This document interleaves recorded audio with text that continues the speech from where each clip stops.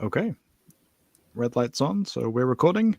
Hello, everybody. Welcome back to Coast-to-Coast EVs and final one of the year here. Hopefully we're coming through loud and clear. Some little audio technical issues on my side, but hopefully it's all good. So yeah, a little holiday party here. This will be our last one of the year. The next will be in 2024, a brave new world of charging and new standards and all kinds of stuff that we'll get onto. So I will introduce, for anyone who's new, Mr. Eric Way from News Coolum channel. These things you'll find in the oops, that's me. Links you will find in the description. So go down there, subscribe when there's a lull in the conversation, and stack up some videos.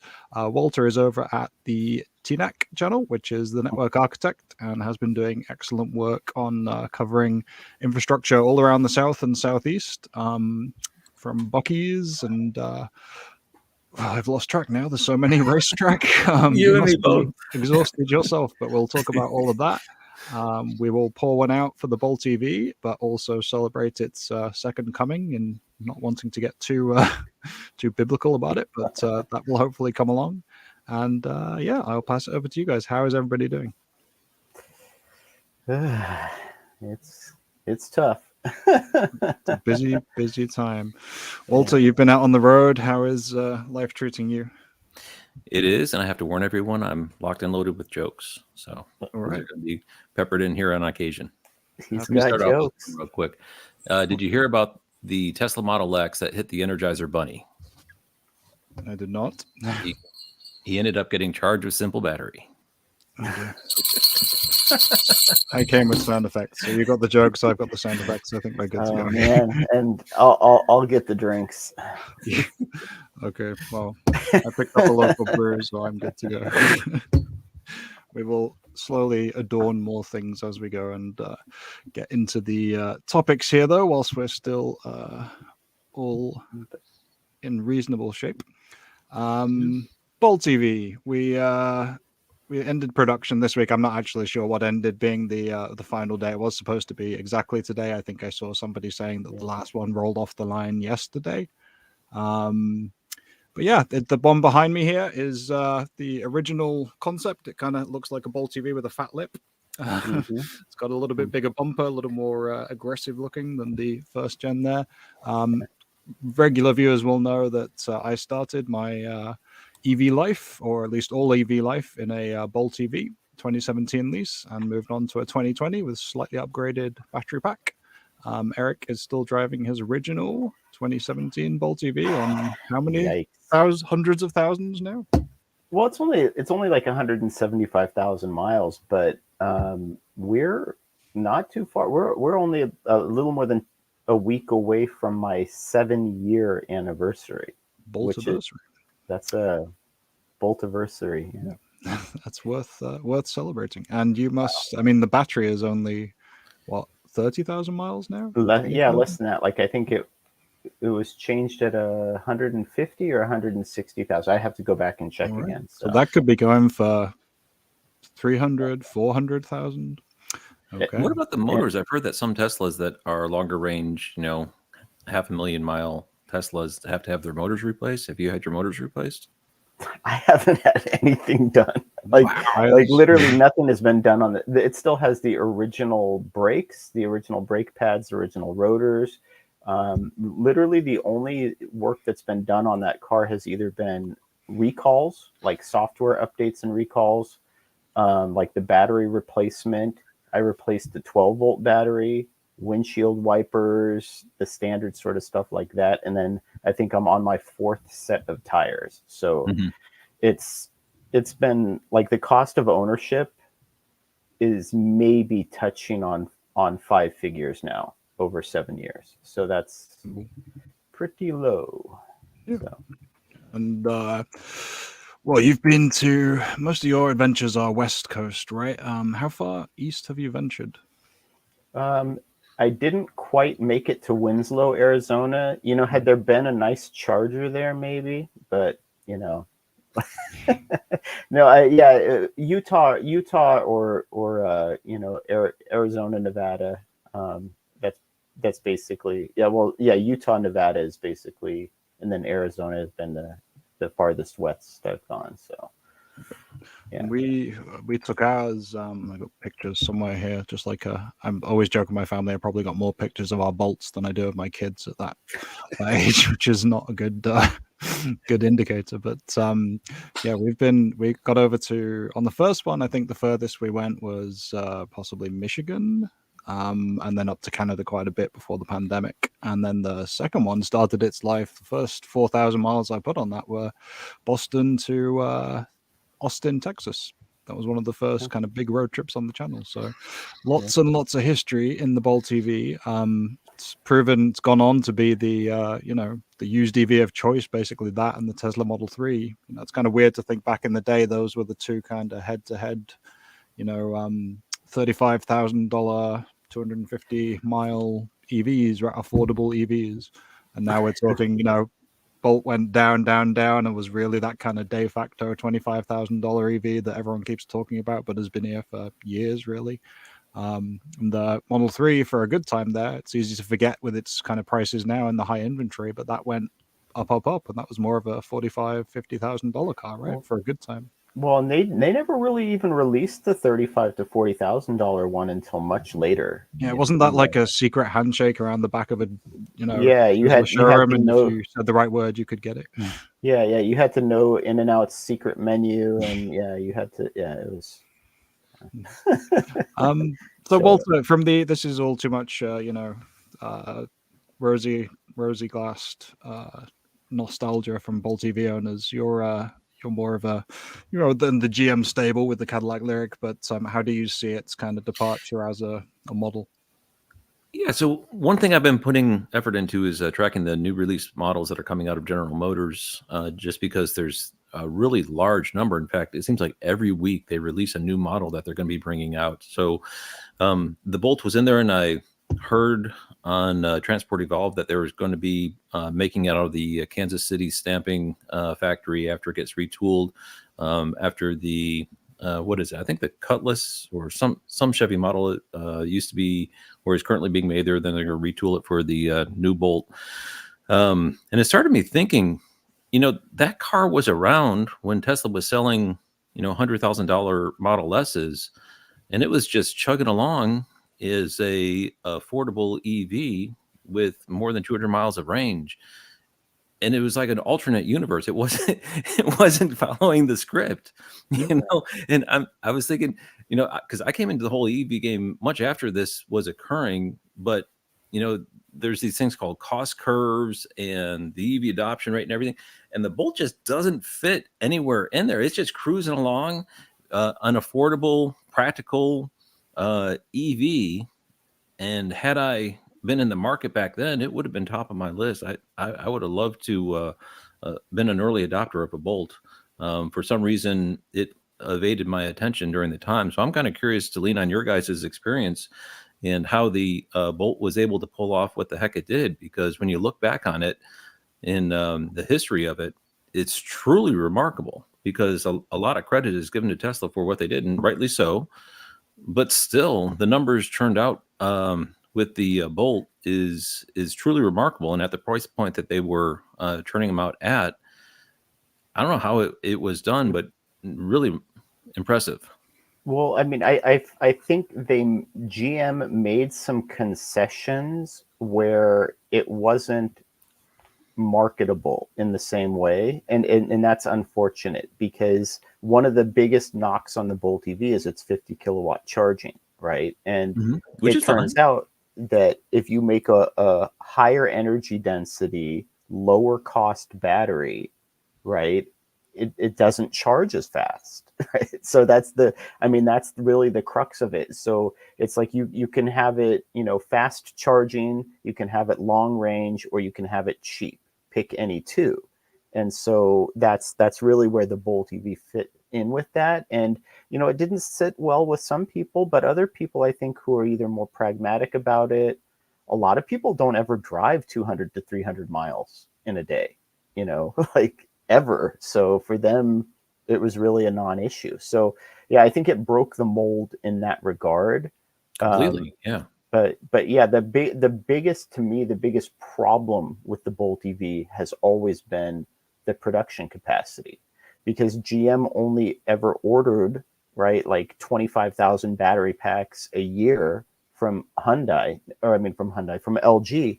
And the thing that people forget, though, is at the time that the BoltEV was made, that represented something like 20% of LG's global battery production. So it wasn't just like LG could snap a finger and double or quadruple the batteries they were sending to GM. So that was the big problem with it. And had GM had a little bit more foresight, they easily could have sold 100,000 of them a year in the United States, and they might have been on your radar, Walter, even 5-6 years ago. But they just didn't have the throughput, the capacity to build enough. Yeah, and for the few times that I do a road trip here, I'm fine with 50 kilowatts. I've plugged my car.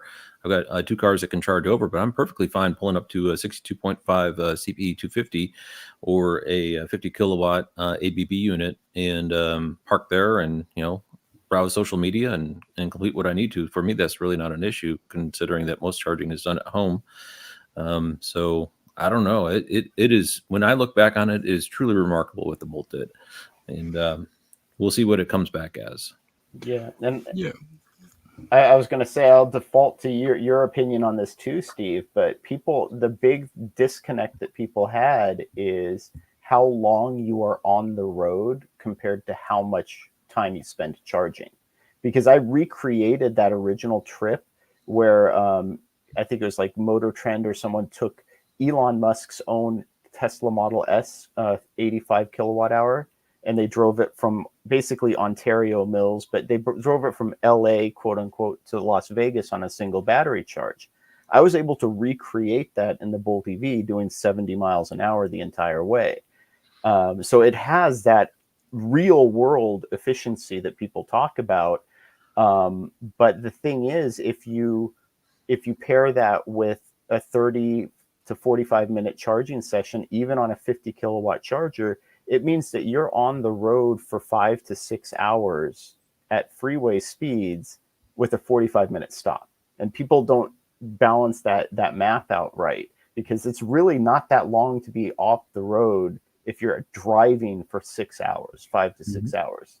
So got footage that you uploaded for previous episodes, but you're driving. Yeah, I mean, your that was adventures the first road trip I took in my BoltEV. The first real one was to Zion. And I just watched that video about a month ago. Yeah, it was just completely on a whim. My coworker was from St. George, Utah, and we were talking about it. And he's like, "Yeah, you should visit Zion sometime." And I had a cold, and I didn't feel like doing anything that weekend, so I hopped in my car and drove to Zion. Worth noting, stuff like this is, not. I was watching a bunch of stuff at the time, but that was what got me, over the edge. If I was not sure, because we were in a vault, at the time, and kind of, only through my brother-in-law, so it wasn't ours. But I could have gone for a vault. We could have gone for something that was a plug-in hybrid. But that was, that kind of stuff. And seeing I know that the infrastructure is more advanced out there, always has been. Probably always will be till we get way down the track here. But that kind of trip is just like, well, this stuff's there, right? And we can go and do this. I don't have any videos of our older ones, but my first road trip was probably across to Ohio, which we do quite a lot. And this kind of takes us back to, this is at a dealership in upstate New York, charging somewhere between 20 and 23 kilowatts. Yeah, it looks like a Bosch unit. Yeah, before I realized that was what we were going to get from those. The dealership model in front of us here, kind of 238 miles at the time. We detoured about 20 miles out of our way to get to this place, and then the wife and kids went shopping for Christmas presents in a local store that, I dropped them off at so they didn't have to trudge through the snow. But these were the kinds of things that, you did back in, especially over here. We did not have the infrastructure that California had at the time. So why did that trend die? Why did we stop decaling the ranges on the doors of these EVs? I know.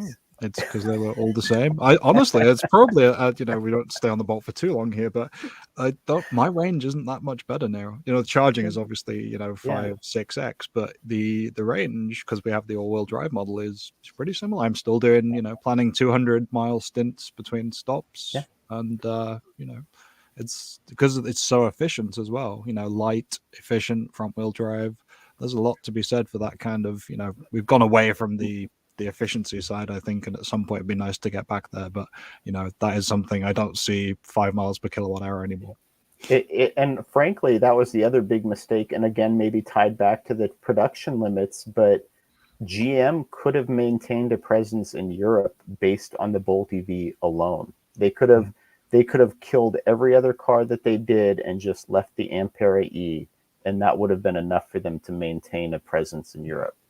So, and I've listened quite a bit, and I have not heard, and maybe I missed it. Is there reasoning for ending the Bolt?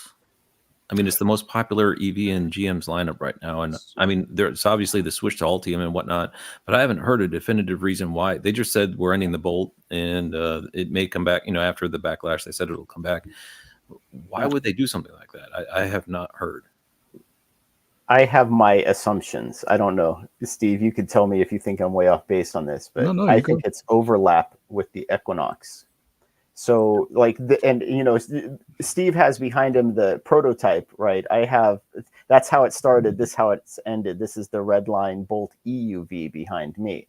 And so that overlap, that top spec Bolt EUV, the overlap with the bottom spec Equinox, I think just would have been too great for them to maintain both models, which is why they ended the entry level Equinox. So it's only going to be the Bolt EV and then into the Equinox. So Good I point. think They did end that entry level Equinox. Yeah, so I think what they're doing is just doing that to avoid any sort of internal competition or overlap. So yeah, Mike says Opel in the EU. Yeah, when Opel was still a thing, Opel Ampere E, there were definitely some folks getting those. Yeah, Silverado EV trucks. There's definitely, I mean, the Ultium, you know, the Ultium arrival is, such as it is, because we're still waiting really for the mass kind of arrival of those models. But you know, that was what was on the horizon for a long time, and people kind of assumed the Bolt was never coming back. But it's interesting how much of a clamor there was to bring it back after you know, it was for the first 3 or 4 years, it was the most widely detracted EV, you know, on the market. I think even people even went with the Nissan Leaf, saying, well, it's nicer inside, you don't have the seats of pain, as some people, you know, like to throw at it. But all that stuff improved, and I mean, we've gone on thousands and thousands of miles of road trips and never had problems. So, you know, that was down to individual preference, I think. But the, you know, the sheer fact of it is that it was ahead of its time. It slowly came into the price point that made sense for that size of vehicle. And, you know, for a long time, it was available for 25, 26K with the various kind of incentives and dealer discounts and everything else. And then it made it official when, you know, the tax credits came back and the official MSRP was brought down to kind of, you know, low 30s, high 20s, that kind of thing. Just found its place. And now it's the most sought after, you know, that you're going to find on the market pretty much. yeah. So as far as it coming back, because we do need to make this about more than the Bolts, but I think it's worth some time. 2025 is the mooted return. We don't know what that means. Presumably late 2025, but it's going to be on the Ultium platform. It's going to be presumably, as you say, Eric, you know, trying to find that place in the real entry level 25K, presumably, to get, you know, at least 10 grand difference between it and the Equinox EV. What do we hope to see from it? I'll defer to Eric. I mean, no, I mean, Walter, why don't you go? Because, you know, so we'll the retooling of the Fairfax stamping in Kansas City and the first Ultium LFP pack has caught my interest. I also think that its re-entry in 2025 is a bit of a witching hour for EVs in general, where price parity was likely going to be reached. And I think they're just going to slay the market to death with the thing. I really think they'll sell every single one that they can make. It's going to be priced obviously below the Equinox. So, you know, low 30s, and, you know, you factor in inflation and everything. It's going to be a very sought after EV. and very popular with the LFP. Not quite sure what kilowatt hours they're going to put on that, but you can charge it to 100%. And just a great daily grind vehicle, faster DC fast charging, so road trip capable, and multifaceted entry level car. It's going to be very popular. Yeah. You know, they talk about the Volvo EX30 really slaying the market and being able to sell everyone. This is even more compelling. And 2 years down the road, the cost of price per kilowatt hour is going to be even lower. And Lord knows. Yeah. I mean, my hopes for it are kind of exactly that. Just don't try to follow the market trends of we need 3C charging. We need to charge from 10% to 80% in 15 minutes or whatever the new gold standard is.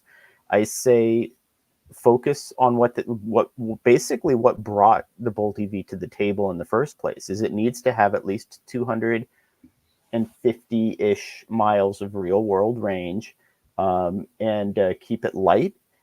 If they can do 125 kilowatt charging in it, great. But I think even if they can just do a flat LFP charge curve where it charges from empty to full in 1 hour, if it can go from empty to full in 1 hour, I think that's the only target that they really need to worry about. I love the new onboard charger. If they can keep it a fast, what is 11.5 or whatever the technical standard for it is, charger, as long as it has a minimum of 60 kilowatt hours. And then the big thing I think that they need is at least an all-wheel drive option. So a rear-wheel drive base would be cool. Doesn't have to be, but they need at least an all-wheel drive option. And if they can do those things with just the rest of the car, the EUV, as I looked at it, reviewed it, it's absolutely fine in that trim level. That interior, quality-wise and comfort-wise, rivals any EV on the market up to maybe $50,000. So, yeah, I think that's all they need to do. And then, like Walter says, they'll sell as many of them as they can make. Yeah, double down on that kind of value utilitarian package. Just get the charging to a place where it's a little more competitive with its kind of Kona electric, Kia Niro EV kind of models, and move on. Yeah, I I don't know where we'll be in that that point, but I feel already a gap from not having a Bolt in the driveway, and if we were to ever go back to a second EV, it most likely would be either a very cheap used one with exactly the same kind of way Eric's got, something up to high mileage but low battery miles, or waiting for that kind of Boltium offering, see what happens there, and see what kind of package they managed to put together. But hopefully that comes. I can't wait to see it and hear more about it, because that end of the market is in dire need of filling, and a model going away that has served that throughout the years so well is a sad thing to see. But this is going to be a big year of transition, so we're going to have to kind of deal with it and see what happens as it comes back. I think we'll leave it there for the Bolt until we get later into the show and get all misty-eyed about its departure. I have a queue of mics lining up, so I want to make sure we get some guests back. We've, anyone who's been following the stream for a little while here has known that we've been Coast-to-Coast EVs for a few episodes now, but before that we were going back all the way to the summer, and we had Mike Lipman from Canada and his wife Ali explaining their trip all the way up down from Canada, eastern Canada, across to California, which is where we last checked in with Mike. So I'm going to bring him on now. How you doing? Merry Christmas, guys. Welcome back. Happy holidays, etc., etc. Yeah. Yeah. I don't know if you'd covered probably more miles after you finished off with us than when we'd spoke to you last, but I've got a bunch of your pictures queued up here. Not all of them I could fit in, but yeah, no worries. Give us a little view, and if I've got the picture, I'll put it up for you. How you doing? Good. We had a fabulous trip. The return trip was great, but before I get started on that, when we first looked at EVs, I've got to thank Eric, because it was his videos that I was really, really following. And then his videos led me to Steve's videos. And the Bolts really, really intrigued me. So we had ordered a Bolt. And then it took 6 months and GM just couldn't deliver. So we ended up with the Kona. And that's one of the things we really miss is the efficiency of the Kona. The charging speed isn't a lot better than what the Bolt was. They're very similar vehicles in range, size, etc. Although I think the Bolt is a better car in the sense that it's got more room inside. The Kona is, because it was built on a gas chassis, it still has a lot of the gas features, small backseat, etc., etc. But yeah, so I got to thank Eric though for really pushing my button to get me started on an EV. So anyway, to our trip. We got back December 2nd. We had a fabulous trip. We made it back up to Canada after I talked to you guys. We were from California. We did the whole Coast Highway. We did a lot of off-site detours and pretty much everywhere you can go where there might have been some sort of a charger there. We were there. We got to Vancouver Island and did the whole west coast of the island thing with Tofino. And there was a really cool charger at the Taylor River rest stop on the highway going across from the east coast of the island to the west coast of the island. And it's a free 25 kilowatt charger, no card, just plug it in. We had a nice lunch stop there. We did our week in our 3 days in Tofino. And, we made our charge stops using BC Hydro charging. We really got to see the infrastructure that's the BC Hydro place in Ucluelet, BC. And it's at a little welcome center and whatnot. And great chargers. The one thing about the BC Hydro chargers, they're only 50 kilowatt, but they work. Every single time we used one of those, they just sort of plugged in and worked fine. So, very cool.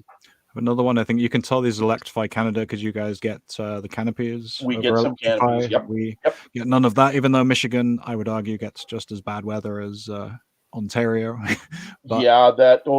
Definitely. Michigan and where we're at in Ontario, we're the same weather patterns. It's crappy. That's in Nanaimo, BC. And again, we did a total at the end of the trip. I totaled everything up and we did 77 charging stops. And I think I ended up with, we had 1, 2, 3 minor issues out of all the charging stops. Mm-hmm. We had one charger we had to wait about, 10, 15 minutes for a spot. Oregon? Yeah, that's right. Wasn't it Oregon? That's the one right there. So, I mean, I keep hearing the doom and gloom, and I had a few guys, they texted me or emailed me about, oh no, it's all horrid and it's terrible and the chargers never work and blah blah blah. Okay, 77 stops. I got to stop getting lucky then. Somehow we are not that lucky. I've never won a lottery. I've never won anything. So there's no way I'm just getting lucky. Exactly the same thing. I want to know why I'm so lucky when I go out on my EV and everything else when I'm, trying to find money under a rock or just trip over some. Which I've never done either. Magical elf. Yeah, it's never seems to show up. And yet when I go to a charger, I am blessed. So yeah. To be fair, more than a few times I've found $20 in a parking lot. Oh, geez. Usually of a Walmart near a charger, but okay, I don't want to talk to Eric anymore. And go ahead, Steve. No, he takes that $20 and after he's plugged into the 350, he goes over to the movie theater and that's where he spends his money on popcorn. and lets it sit on the 350 for hours. Yeah, of course. Typical Bolt owner, right? I got nothing but time. Well, it's funny because while we were doing our trip, my brother-in-law, who has an Ioniq 5, he purchased his about 6 weeks after we got ours, him and his wife. And I was really concerned because he bought the car based on our experience with EVs. And like my wife and I are both looking at each other, we're really worried that if something goes wrong, we're going to catch the blame for it. Anyway, they visited their son who lives in Texas. So they drove all the way to Texas and they tripped all over Texas and they spent 4 weeks away, almost as long as we did. And I think they covered about 7,800 kilometers, maybe almost 8,000 or 8,500. Anyway, great experience. Same thing. They were able to go to chargers, plug in, charge their car. Mm-hmm. I'm the doom and gloom stories are starting to kill me, man. I mean, they're just it's crazy. So Yeah, you I mean, know, we always say we'll never dismiss the challenges that people face, and we want to help rather than hinder. yep, But yep. there are living, breathing examples of folks, hitting the road, and not all of us are getting lucky. We're doing something right, and I think it's incumbent upon us to try and share what we do and Yep. how it goes right. But there's even with an advanced EV, Mike, in this, you're still pulling 50 kilowatts. So it's Oh basically yeah. to that point. You're exactly the same as Eric in this situation. Oh yeah. Did you go for a movie with this one? Well, I was going to say too, Steve, that there could be data, right? Like, because Mike, I know you said 77 charging sessions, no issues, but even within the data that says like 20, 30, 40% of public chargers aren't working, most of those reasons that they cite are related to payment issues. If you're an experienced EV owner and you have your payments set up properly, your accounts work, your credit cards are up to date, you're not going to have any issues. Yeah. That's eliminates a third of their failures right there. Well, and the other thing I think is happening too is the lack of education. I think I've said this before, and you guys have all said it. It's a lack of education of the driver, of the owner of the EV, about how an EV charges. You can't just pull up to a charger with a battery that's -5 and plug it in and expect to get 180 or 200 kilowatt charging speed. It's not going to happen. We all know that.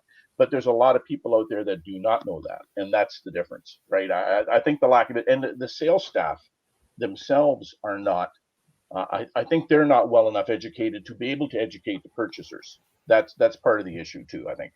And we ran into a lady about a year ago on our way to Florida. We had the Kona, and she was parked beside me in a brand new Chevy Bolt EUV. Her and her friend, she was in her 80s.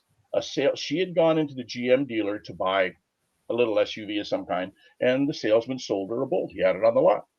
She had no idea. They thought they were going to make it to Florida by the next day at noon, and here we were in Kentucky. And I said, well, so I gave her my list of charging stops. I ripped it out of my book and I said, here, this is where you want to go. If you go to these stops, it's going to take you X long. I know how long the Bolt charges, and it worked.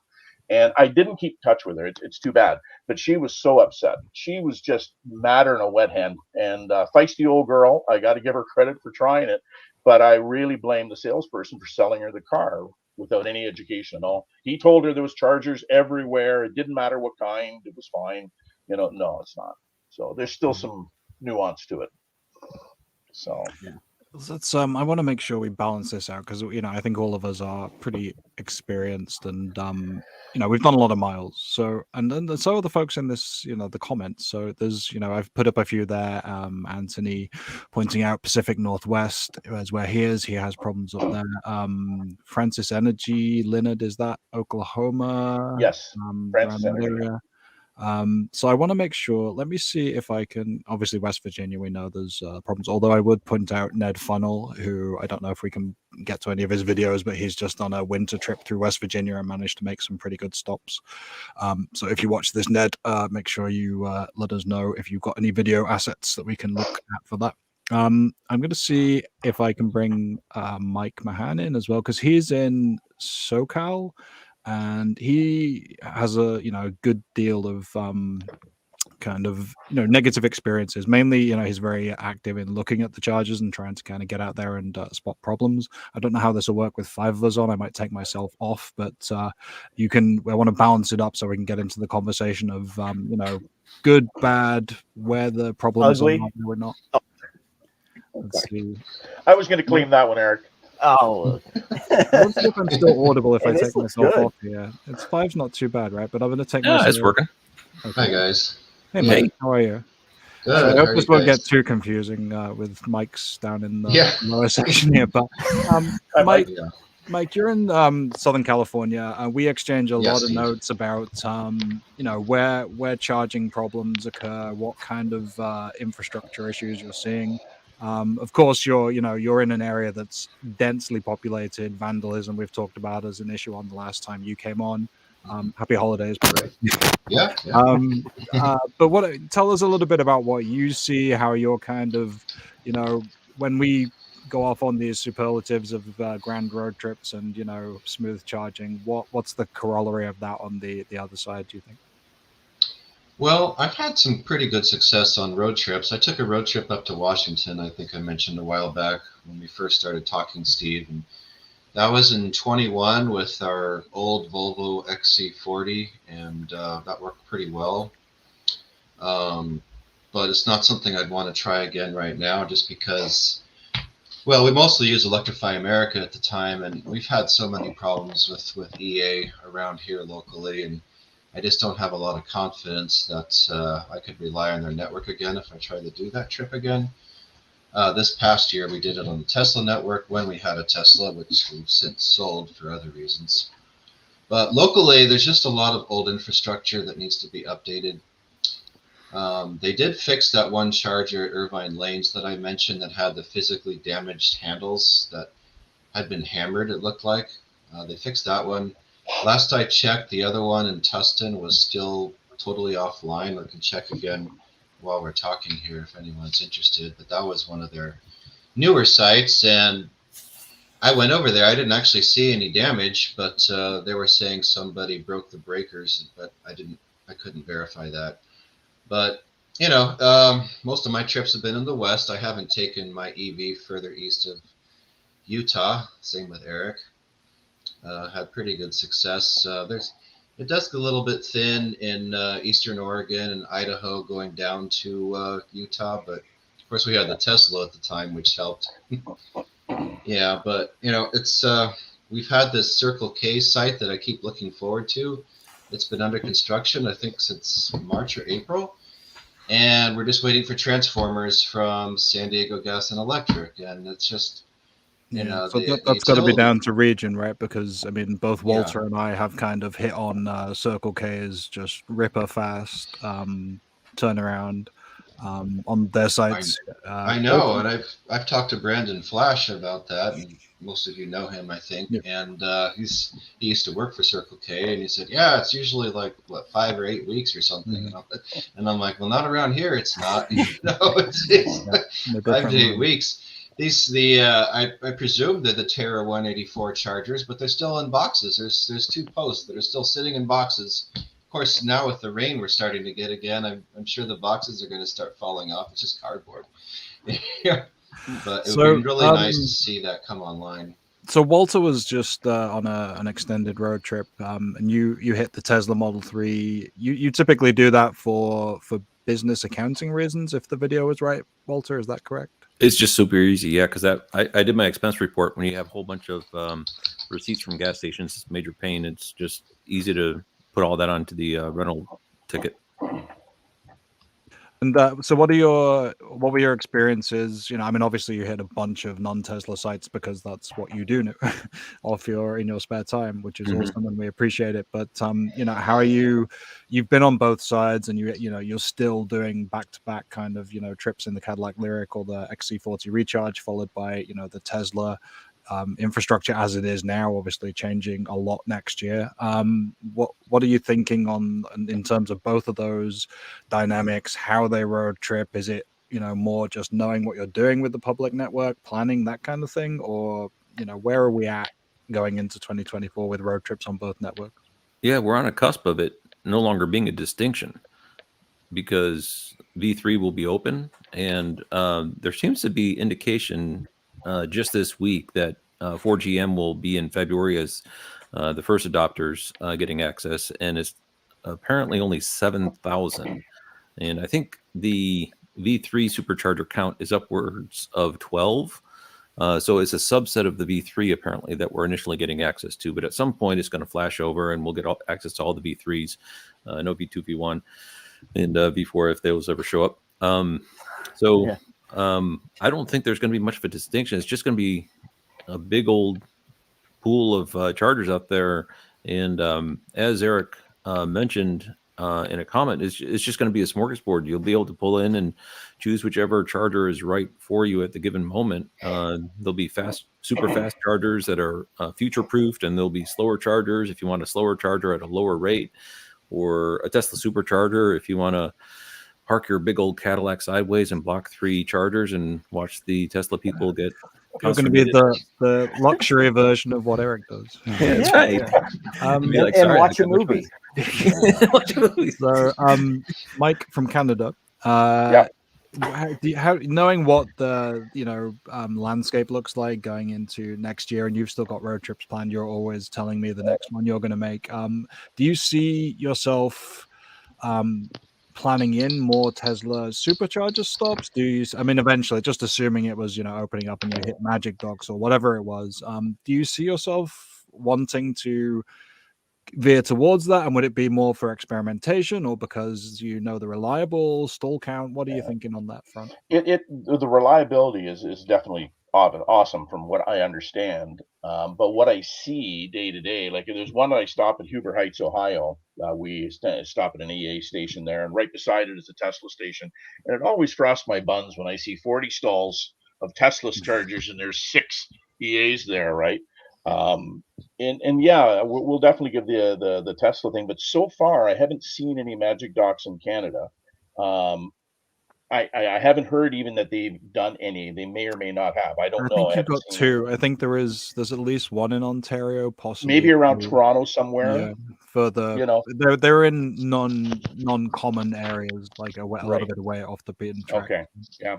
So, like I said, when they become more available, yeah, we'll give it a shot. I mean, we're always open to trying a different charger and stuff. And I mean, we actually, going to the Francis Energy thing, we did hit a Francis Energy charger at a casino in Tulsa, Oklahoma. When we did the Route 66 thing, we hit there, and the wife wanted to go in and support the local casino, so we figured we'd stop there and get a free charge, right? Well, it wasn't free, it cost me money. But anyway, it was a Francis Energy and it worked fine. But again, I know that they do have some issues with the Francis Energy stuff. There's a lot of complaints from what I can see. But yeah, the Tesla thing, we're definitely going to give that a shot once they get their stuff together and see where it goes. Okay, it'll be interesting to see how that kind of bakes into your, knowing that you have successful road trips already, how that slides into your kind of plans. Eric, sorry, go ahead, Mike. No, go ahead.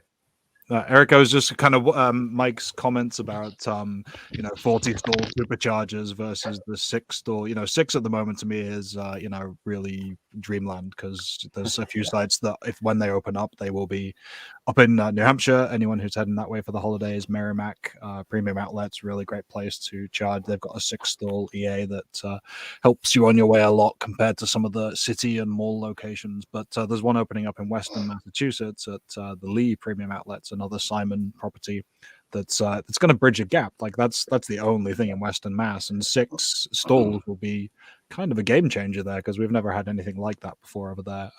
But Eric, you do a lot of thinking around stall count. You often kind of postulated that the Tesla ones are way too big. You'd much rather have 3, 4, 5 different providers competing at one particular location, and maybe that's a chance to get onto EV Range and some of the providers you talk about. Maybe Mike Mahan knows about those as well.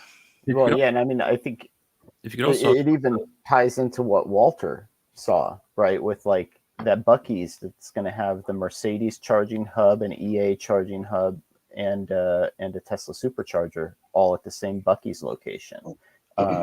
So yeah, I think there's room for diversification even at sites, right, to give you a choice, right, about where you want to charge if the facilities fit. But yeah, in terms of count, it's really weird because there's never a 1-for-1. With the superchargers, the V3 in particular, the overall site power means that you see a 40 stall supercharger, it's only 90 kilowatts per charger. So when that charger is full, you're having a bunch of cars that are only able to charge at 90 kilowatts. Whereas an EVgo or an Electrify America site, it's 150 plus kilowatts per stall. So, and I've seen that in California where superchargers will be completely full. And once it fills up, it takes a long time to clear those queues. Whereas I've come to EVgo chargers where there's 8 to 10 stalls and completely full with 5, 6, 7, 8 cars waiting. I've gone and charged my BoltEV on a 50 kilowatt EVgo for 20 minutes, come back by, and the line is gone. and everybody's cycled through, and maybe a few of the cars that were waiting in line are now charging. And so when you see Porsche Taycans and Hyundai Ioniq 5s and Kia EV6s blazing in and out of there in 10 to 15 minutes and leaving with 200 to 300 miles of range, it doesn't take long to clear out when you have higher power per stall. So I think that's why we really do need to approach this as what's the right stall count, what's the right power. And then I think, Mike, you were saying, right, it just needs to match what your expectations are. What are you doing? Are you stopping at a casino? Does it matter if you're charging for 50 kilowatts if you're stopping at a casino? Yeah. So this was one of Mike's busier stops. Mike, can you tell us, what was charging here? How long did you wait? This is in Oregon, I think you said, right? Yeah, that was, I think, Pendleton, Oregon. It was a 6-stall unit, if I'm not mistaken. And there was another Ioniq there. There was an EV6 there. There was a Polestar, which didn't see too many of those. And I think there was a Chevy Bolt there, of course, and he was probably in watching a movie or something. But we really only waited, I think, about 10 minutes. It was no big deal. The wife had to hit the bathroom anyway, and she had to find one. It was a big outlet mall. But it was every one of the chargers was up and operational, working. I mean, it's fairly new units. It looked like a fairly new site. So it was full. When we got there, once I got onto the charger, a lady in a Nissan Leaf pulled up beside me because the one I was at had the Chatamo. Right. So she was waiting for that. It was pretty civilized. No fist fights broke out or anything, and it was all good. People cranking through. And what was your charging? Do you recall roughly how long you were there?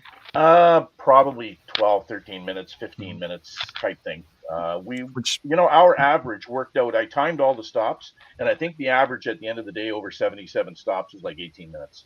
Right. Because we had some pretty quick stops. Eric's point of, that's fairly similar. Like if I'm past 25 minutes, I'm starting to get, my pants are on fire. I need to head out. So it's, that kind of speaks to that throughput if you've got the right vehicles in place. Walter, you just got back off the road. What's a charge stop looking like at Supercharger in a Model 3? Uneventful, mixed bag in the southeast. Some of them are older. Some of them are newer. There's one on 95 that Brandon Flash recently visited that is a 40 stall. It's the biggest one on the East Coast, east of Mississippi. So I think they're definitely trying to build for the future when the superchargers open and everyone else is starting to show up, and they're the preferred network for the short term until other ones start to catch up. The 7-company consortium is obviously one to keep your eye on. By all accounts, they've got a $10 billion purse that they're getting ready to dump on the states. So there's that. I'm kind of curious, though, as long as I got Eric's ear, the Recargo site that you went to, I've been watching an archive video of yours. It looked really nice. I think it was a 6-stall. Whatever happened to that location? That was like a beautiful site. It's been absorbed by EVgo. So, it's an EVgo site now. Yeah. Okay.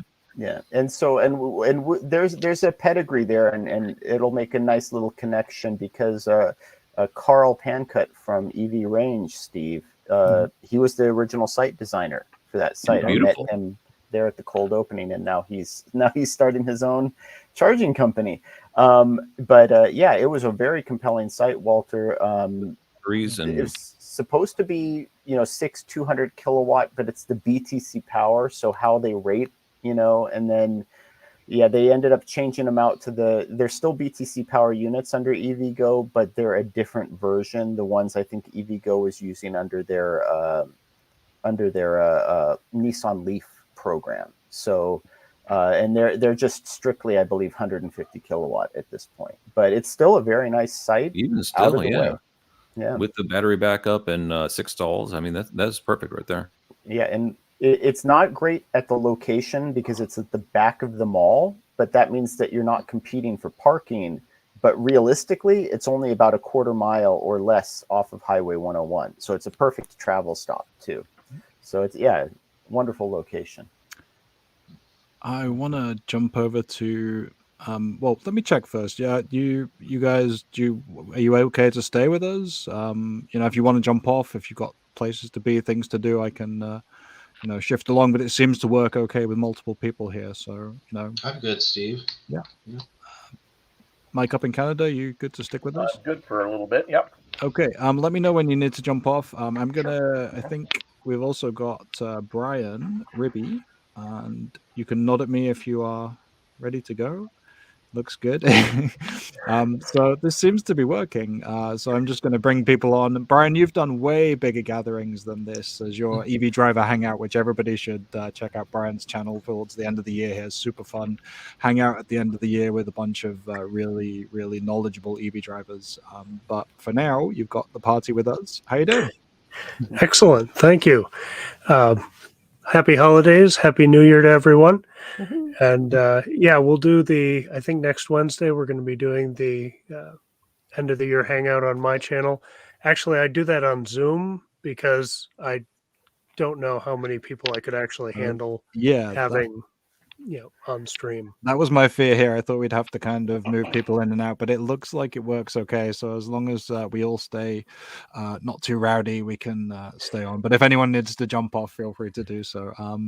So definitely check that out. I'll put links up. I'll make sure I do a community post because that was a lot of fun. Last year, I think you had Ricky from 2-Bit Da Vinci join. Super nice guy, the most relaxing voice and videos outside of the Southeast Coast and Walter's channel. So it's super good presenter there. Let's see. Well, Brian, what have you been up to? Have you had any kind of adventures after the Cybertruck? You're the most recent person we've spoken to, so people can go back and watch the videos there. But let us know what your kind of plans are. Any holiday road trips? What else you got coming up? Well, I hadn't planned any holiday road trips, but a friend of mine in North Dakota just bought some tires from a guy here in Minnesota and had me pick them up for him. Okay. And so I might be driving up to Williston, North Dakota next week just to see if they have any snow up there, I guess. Okay. And I've been working on the video for the Cybertruck road trip and, listening on your conversation earlier about, the different charging stations, the networks and all that. I've been going through all the data so I can put it on screen for the video and, just a lot of quick stop. You were talking about, after a few, 25 minutes, you're ready to roll. And I had Jim, the Iowa Tesla guy, with me, and he was just a ninja at finding the fastest route and cutting out 5 minutes here, cutting out 10 minutes here. So it's really interesting and a little bit different way than I travel usually with my daughter, that we were able to have 9-minute stops, 15-minute stops, instead of the longer ones. So, yeah, I think between a bunch of us here, we've got a bunch of different travel styles covered. Mike, what kind of stops do you look at? I mean, I know we mostly talk about charger reliability around your area, but if you're traveling, what kind of stops are you looking at and remind folks what EVs you're traveling in, because that seems to change here and there, right? Well, lately we have the Audi e-tron, and that one's an interesting car because it charges so fast. I'm not sure. I guess it would be good for road trips if you don't want to have to take a stop too long. But my wife and I like to get out and maybe do some shopping or get something to eat while we're charging. So I'm not sure the e-tron's going to work all that well for that. But if we can find a 50 kilowatt charger or maybe some faster AC chargers, maybe that would be better. Because 150 kilowatts, the e-tron it just rips. It's you can barely order food, and we have to run back out, or I have to run back out to unplug it and move it. Well, that's been the thing, and that's another vehicle that kind of went under the radar, I think, for its at least for its charging capabilities. I mean, I think people talked about it the first 6 to 12 months that it was out, but for anyone who doesn't know, the e-tron, to the best of my knowledge, holds that 150 kilowatts all the way up to very high state of charge, right, until it needs to level off. Definitely. So you're talking like you plug in and basically you're pretty much set getting 150 all the way. Pretty much up until what is it, probably 70% or so before it starts to go down. But even at 80-85%, it's still like, I don't have the numbers in front of me, but I think it's still like 120 kilowatts. Right, which is it doesn't really get very slow until well above 90, which is more than I want to charge it in most cases. Our other car is a Lexus RZ450E, which is a pretty rare sight, even around these parts. That one doesn't charge quite as fast, so I don't know, maybe we'd road trip that one instead because we'd have more time to enjoy ourselves on the road. I do most of the driving, and after 2 hours, I want to stop. I don't care what the charge state is, I just want to stop, take a break, go to the bathroom, get some food, whatever. So 500 miles is not a range I need or want. I think it's maybe even counterproductive sometimes. But so we might take the Lexus, although the problem with the Lexus is it's leased and we can't put too many miles on it. I'd drive it more if we could, but to get the deal, we had to lease it, of course, because it's not eligible for the tax credits. They gave us a pretty good deal on it.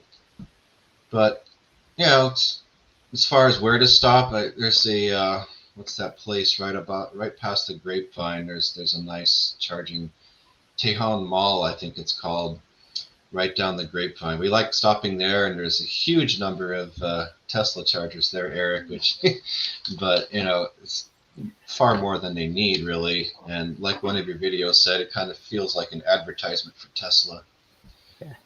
Pretty much, yeah. Yeah, but the non-Tesla options there, there's a few EVgo and a few EAs, as I recall. But yeah, I mean, it's usually just a handful of stations that are non-Tesla, but Tesla stations are huge. But we'll see what happens when Tesla opens up the network. I think it'll help for road trips, but it's not going to help much locally, I don't think, for charging here, because they're already so congested, most of the superchargers. And, they say that, J3400, they say that, there's only like 30% more cars that are non-Tesla than Tesla, so I won't add too much. And I'm like thinking, well, yeah, but they're all very different. It's going to take them longer to charge at Tesla sites, even if there are no software problems. And of course, the issue of the cables that's been mentioned in the chat here. The cables are too short. The charge port's not in the right place, so non-Teslas could end up taking 2 stalls frequently. I think we have. I mean, I'll bring it down here because we lose a lot of the people otherwise. But basically, we have in the last 24 hours or so, NACs, as it is known and probably will still be known across the media, was officially changed or certified as a standard, which will be SAE J3400, which Eric will attest to having, not coined, but certainly trumpeted a long time ago. We've got a good swathe of folks here who've driven, all manner of EVs, and Brian is obviously in a Tesla Model Y, Walter having just done Tesla Model 3 road trip. This is all going to start coming into alignment next year. Obviously, we've got the year of the adapter coming up, and then 2025 we'll start to see native ports. Brian, what are you thinking in terms of, what's the Tesla supercharger site going to look like for the next 12 months, 18 months, 24 months? How are you seeing this play out? Well, I think it's going to be a little bit of a mess. But like you guys were talking earlier about experienced EV drivers. Sorry, Brian, we got a tiny bit of reverb. Oh, actually, it's quite a bit. I might have understated that. It's quite sketchy there. Switch to headphones here.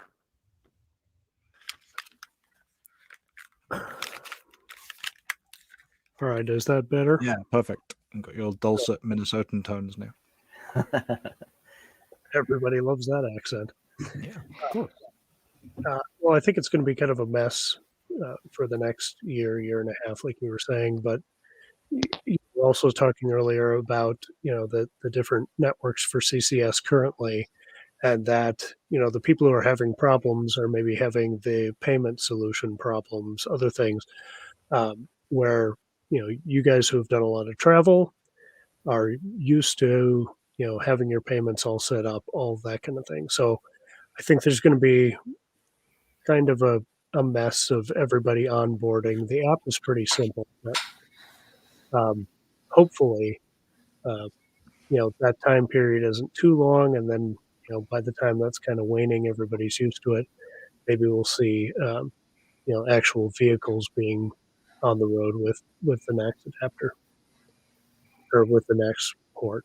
And VW just accepted that as something they're going to do for 2025 as well. So, and we're waiting for now. I mean, it's very few now, but Stellantis, Lucid, I think.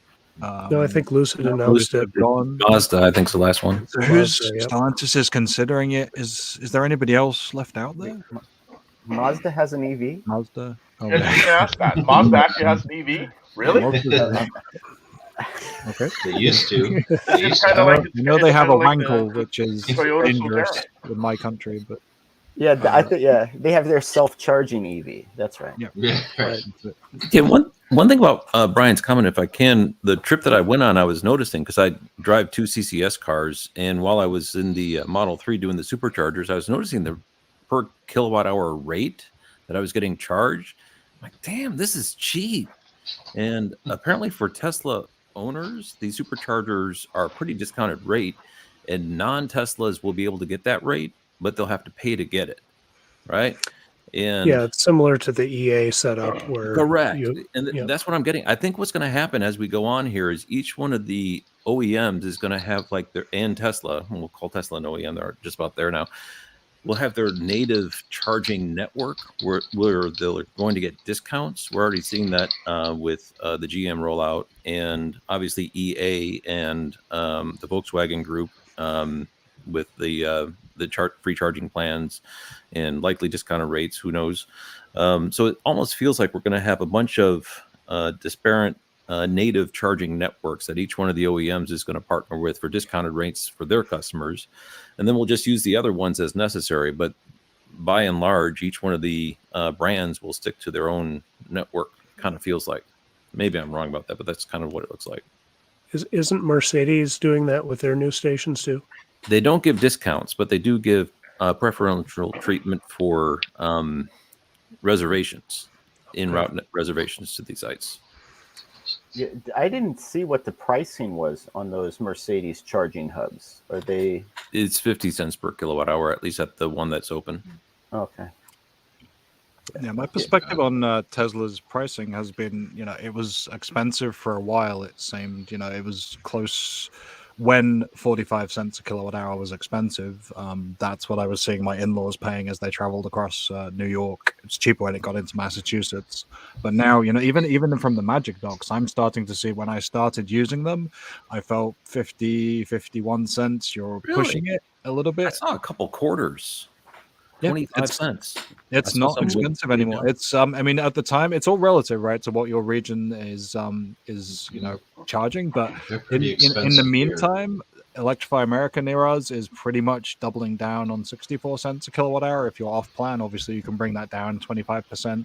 If you get on the Pass Plus plan, that's $7 a month. You've got to be doing a road trip with them essentially to make it worth it.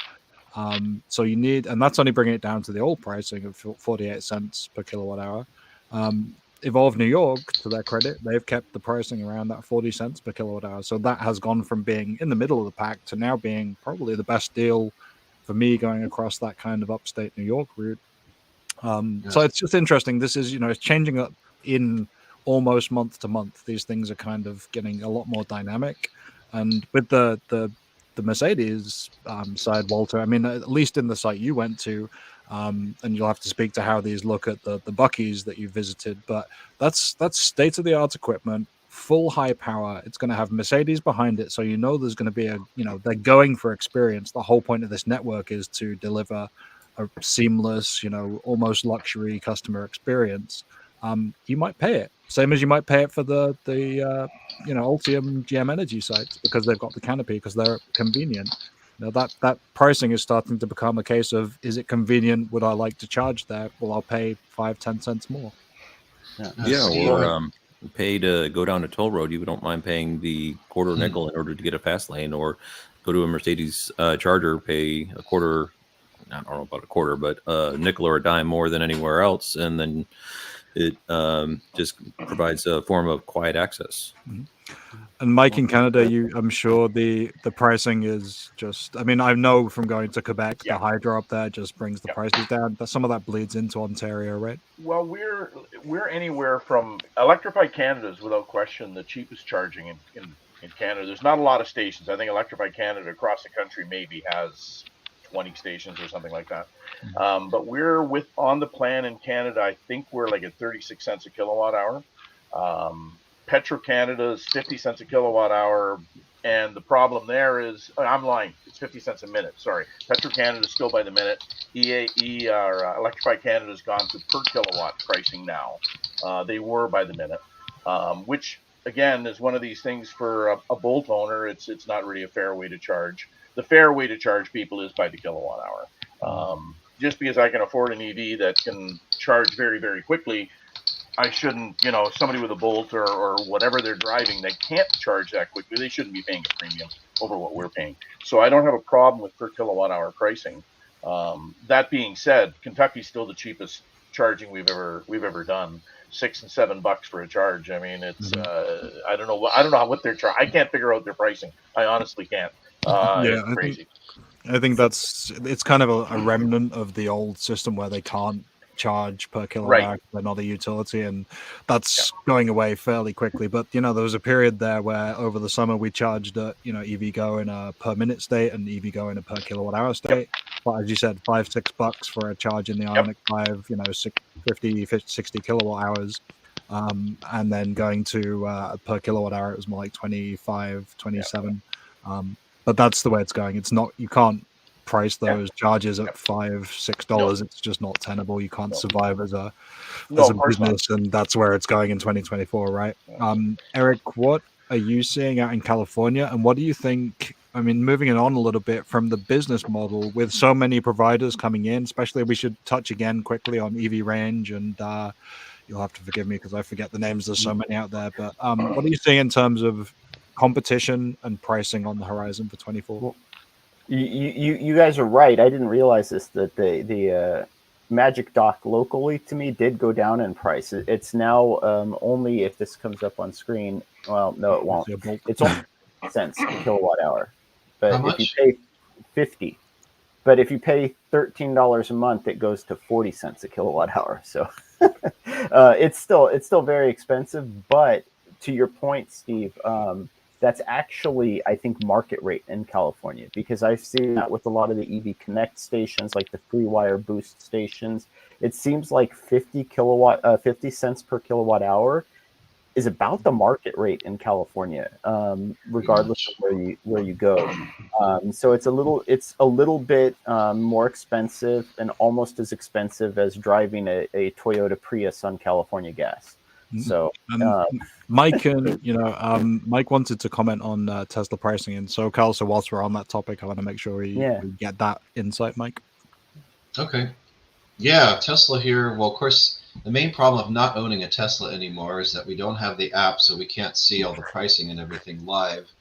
And how busy the stations are. That's the main thing I miss about Tesla, is I can't see that. But time of use pricing is used by Tesla here on most of their stations, and the pricing was getting up pretty high for a while. I think it's probably gone back down a little bit, but we were getting up to 58 cents here on the on-peak times, which was anywhere from maybe 8 a.m. to 4 p.m., which is a bit interesting considering that's the opposite of what Edison's doing. Edison's peak hours are 4 p.m. to 9 p.m., but I think they're still probably doing time of use for most of their stations, and it can be very expensive during the day. The price might drop after 8 p.m. or 10 p.m., just depends. But yeah, I'd echo Eric's comments that 50 cents is average, but somehow I still have our old Volvo plan where I get 36 cents, I think, right now on Electrify America. So I'm not complaining about that. Maybe I should tell them to stop it, but I'm okay with that. But EVgo has definitely been more expensive lately. Yeah, Hedgehog said that prices are up by 10% in the Bay Area, 60 which is obviously sometimes. north of you. Yep. Yeah, so I I want it to be viable, so I'd say, yeah, $6 or $7 for a charge. Charging by the minute doesn't make any sense. Imagine if gas stations did that. Oh, if you can fill up your tank in 2 minutes, you pay a lot less than somebody can fill up their tank in 10 minutes. I mean, yeah, it doesn't make any sense at all. But, and it's certainly not going to be viable in the long run for station owners to do that. You know, they want to sell by how much, they want to get paid by how much they sell, not by how long the car's sitting there. Mm-hmm. Brian, how's the pricing looking in the kind of Midwest Lake region? I actually don't know, but I can grab my phone, see what it's like. I have supercharging right now, so haven't been monitoring that too closely. But I just want to say, Mike said there is time of use, time of day, so the day it can be expensive, but that does drop off evenings, and if you can change your charge time if you're doing it overnight road trip. You can save some, but I'll just pop off, see if I can get that as you guys continue. Yeah, and the audio sounded a bit like you were a Cybertruck vocalizing there. So Yeah. make sure we have the microphone. But that's what I imagine the Tesla robot will sound like. So that's a good thing. Optimus. Big Barney Do I have a 70 filter? kilowatt hour home charging off peak, he points out. Yeah, home charging has to be, although I would point out that in Massachusetts, if you're on certain plans, you're easily getting close to 30 cents a kilowatt hour. So our local level 2 is 30 cents a kilowatt hour in a lot of places. So it's, it's obviously dependent by area a lot. But we start to get to, there's some interesting things on pricing. I think this is a separate episode really, but when EVgo has definitely done, we've talked about this in the past, those hyper complex off-peak time of use. They got 3 time bands, I think. They have 3 or 4 different membership plans, session fee. I mean, we need to get someone from EVgo on just to decalculate it for us, let alone try and understand when we should charge. But so yeah, I think the pricing is a whole thing in itself. Mike, obviously we've talked about the energy up there being a little bit cheaper. What's home charging look like for you? What are you on in Ontario? We just our government just came up with a new pricing plan. Previous to this, 7 p.m. to 7 a.m. it was 7 cents a kilowatt hour, and that's net. That's not including carrying fees, and it works out to about probably 11 cents a kilowatt hour with all the other fees that they throw in there that they stick in the bill. They've come out with a new plan that we've just signed up for from 11 p.m. to 7 a.m. It's 3 cents a kilowatt hour. So home charging obviously is that's what everybody needs to do if they can. Obviously, I mean that's going to mitigate a lot of issues with DC fast charging or the need for it. Because that's one of the big debates we have here in Canada right now. Our government's mandated that by 2030, all new vehicle sales will be electric, light vehicles, obviously. Can they do it? Will it work? I don't know. I hope so. But the difference between, after traveling in British Columbia, and you, Steve, seeing Quebec would notice the same thing, because Quebec, the province, and the province of British Columbia have many more incentives to purchase an EV.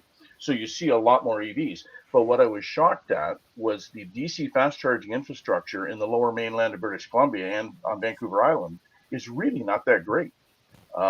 Most chargers are 50 kilowatt chargers, and there's only 2 chargers at a site. They've got a long way to go still. And in Victoria, BC, I gotta say, I think I saw more Nissan Leafs and more Bolts and more Konas than I did Teslas, which really shocked me. Crazy. Yes, they're very popular in British Columbia, the Leaf. Yeah. Yeah. Oh, it was unbelievable. It seemed like every 4th car was a Nissan Leaf of some vintage, which I was blown away by. It was really, really interesting. And Mike, I think maybe that could be a case of just taking early adopters for granted. Because we see that in California as well, right? California, Oregon, Washington, where you have this huge population of early adopter EV owners. And it's like, well, you guys bought EVs when we only had 50 kilowatt chargers, so you must be happy with it. It's okay. Yep. Mm-hmm. I do have the supercharger pricing if I'm audible. For It's still non-members, track it's to you, Brian. 49 I'm not cents. sure what happened there. I'm sorry. Still getting some reverb. Yeah, it's gone very intergalactic transmission. Oh, sorry about that. Sorry, I'll just provide some comic relief. I'm going to put happen. Yeah. There you go. I don't know. Yeah. I don't know how long I can hold the fort here. Fix that audio. I got another joke if we want to pitch one out Yeah, there. let's do jokes. I'll do three. When driving an electric car, never turn into a dead-end street. You'll be stuck with no outlet. Oh dear. Is this just where putting it out the there, yeah? Man, I hope my audio is better. Has that fixed it? Or am I still? I think you're still V2 Optimus. Yeah. I don't know how many more of Walter's jokes we can take, so you need to fix it ASAP. Does anybody else have any jokes? None that I can tell on air. That's right. I don't think it went out to children, but I have a question though. Yeah, let's go. Yeah, the Bolt being ending production. What's happening with the Leaf? What's the latest on the Leaf? Is it ending production? Are they stringing it along more? What's the latest? No, it's still carrying on. I think there was rumor of a CCS. Well, it won't be CCS now. It'll be J3400 equipped successor, and I think they will keep the name because there really is no downside to keeping the Nissan Leaf name, right? Right. Yeah, but I think there's one in the pipeline. I mean, we really only have the Aria, and that took 3.5 years to get to any kind of launch from its reveal. So I don't hold out too much hope unless Nissan has an accelerated production plan. Eric, what have you heard from the Nissan camp? I haven't heard anything. I mean, I think I assumed that it was ending, but then they're still building them, right? In Smyrna. So, yeah, I don't know. I mean, it just makes sense. Like, the thing is, I really like the Nissan Leaf. Like, it is, to me, it's the Bolt and the Nissan Leaf for the longest time are the only two affordable, reasonable, long-range EV options. Even the Nero and the Kona, while good, you're adding at least a $10,000 price tag on top of it. So it's like, and widely available, right? They're all over the place in the United States. You can get them, and then Nissan with the Leaf everywhere else too. But I really liked it as an option, and the fact that it was CHAdeMO instead of CCS was the problem. And that's it. If you switch out that charging standard, and now you have a really good, reasonable, affordable, nice car. So Nissan shouldn't drop it at all. If anyone follows Dala EV repairs, he just tested successfully a CCS or CHAdeMO to CCS adapter. Which, to be honest, to my frank opinion, Nissan should have been, if they weren't going to switch it to CCS when they basically, ushered in. Nissan should have an adapter. Yeah, even way before tNACs was a thing. It's the Nissan Aria launch was the thing that said CHAdeMO's no longer here, because Nissan Leaf was the only one carrying it, and then the Aria was the one going to move to CCS1 as it has done. So they owe those owners, in my opinion. There's a need to keep those cars on the road if we can. We should support these older models. The Bolt is still going to keep going, but even if the Nissan Leaf died tomorrow as a model, there's got to be some kind of compatibility there to move it on to, as it will be now, J3400. But those cars need to stay on the road, or the batteries need to go into second life storage. But this is something needs to happen with those vehicles. We can't just abandon it, because that starts to say, well, a car that was 5-10 years old, good luck. I know it's a port issue, and that's going to be resolved in the years to come, but I don't think people need any more reason to say EVs are going to become obsolete if they pick the wrong model. Well, and I was going to say, as someone who's restoring a couple of older EVs right now, and we've seen this with a lot of businesses where they've added CHAdeMO to older EVs or to conversions, right? EV conversions, which is something that we're going to start seeing more of. Putting a CHAdeMO charging system into an EV is about a quarter of the cost of putting a CCS charging into an EV. It's a simpler system. It's easier to use. It's still, it's safe, but it all just ties right into the car's CAN bus.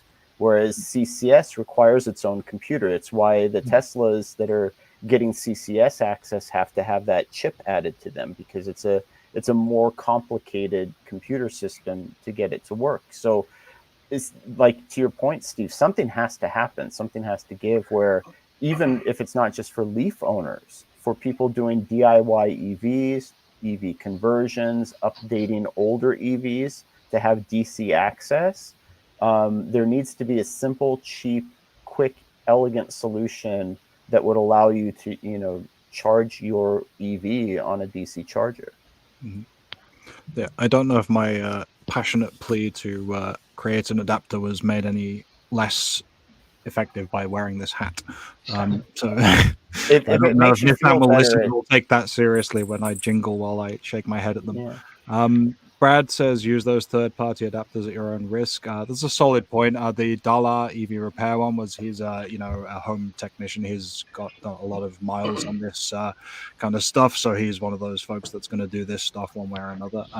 But yeah, there are adapters starting to appear, and as we get into the kind of 3400 era, this is going to be a little more sketchy, because some networks may ban these. They may, if it throws an error, or if it throws them a signal that they don't know that that's an official adapter, they may not allow those on the network. So those are things to watch out for, and certainly don't buy one ahead of time. There's going to be a lot of adapter news in the next 3 months, 6 months, so watch for that. And certainly the official stuff, kind of, if you can go the official route whilst we're in this early stage, probably that's the way to go. Brian, we'll test your audio again, but you've used the Tesla to CCS adapter, or CCS to Tesla. How's that kind of experience been for you? It's been fantastic, as long as the network is working correctly. So it's been still audio problems. We heard you. Audio is great. Yeah, it came across. It's either robot or outstanding smooth. There's no middle ground with you. I'll blame Starlink this week. Yeah, something's happening. So it's mostly from what you've experienced with that. It seems to be, if the hardware side is okay, the adapter is perfectly serviceable. Yeah, the only unique thing is getting it seated is a little tough, because it's just not a motion on weight I'm used to. And so, like the last time I used it, it was just like, gave me an error because I didn't have it seated correctly, and then had to kind of reseat it. But that was a human error, not an adapter error. Gotcha. Yeah, we had a Tesla adapter, or CCS to Tesla adapter, when we last had our Tesla, and I discovered it works much better if you put the adapter on the end of the CCS cable first before plugging it into the car. Yeah. But then you got to make sure you really get it in there. It's definitely can have some issues. It becomes this big at that point too. Yeah, it does. It's huge. Well, and I think, as Magic Dock has demonstrated, the reverse is going to be a very different experience, right? Porting the J3400 plug into a CCS plug or a CCS1 plug is much easier. So, okay. Yeah, Magic Docks are very light. Yeah, it seemed a bit fragile when I first kind of pulled it out, and it's at odds with the the Tesla connector itself, native, being very kind of easy to plug in, and it feels pretty solid. My concern with adapters is people dropping them, or potentially impact. I mean, if they're solidly built, it probably won't be an issue, but this is a much bigger piece than the regular level 2 adapter. Those are fairly similar extension of the J1772 port, but once it gets to a CCS size adapter, that's going to be something that could easily break. I don't know how much we want to go on to the adapters. That's going to be a big topic for the new year. But I do want to get into predictions and what we're looking at. I guess, we've got enough folks here to kind of look at what we think of how things have gone in 2023, and what we're looking forward to in 2024. We've gone over intentionally this time because we had so many folks and so many opinions. But the main goal is to kind of look back at what I think was a big year, but not the most transitional year. I think this was a year of news, and next year will be a year of action. The actual transition in progress, and then 2025 will be kind of where the rubber meets the road with native J3400 ports, the real, the shakeout of CCS1 kind of starting to those installations, filtering out a little bit to an extent, or at the very least having the dual ports of CCS1 and J3400 on the same dispenser.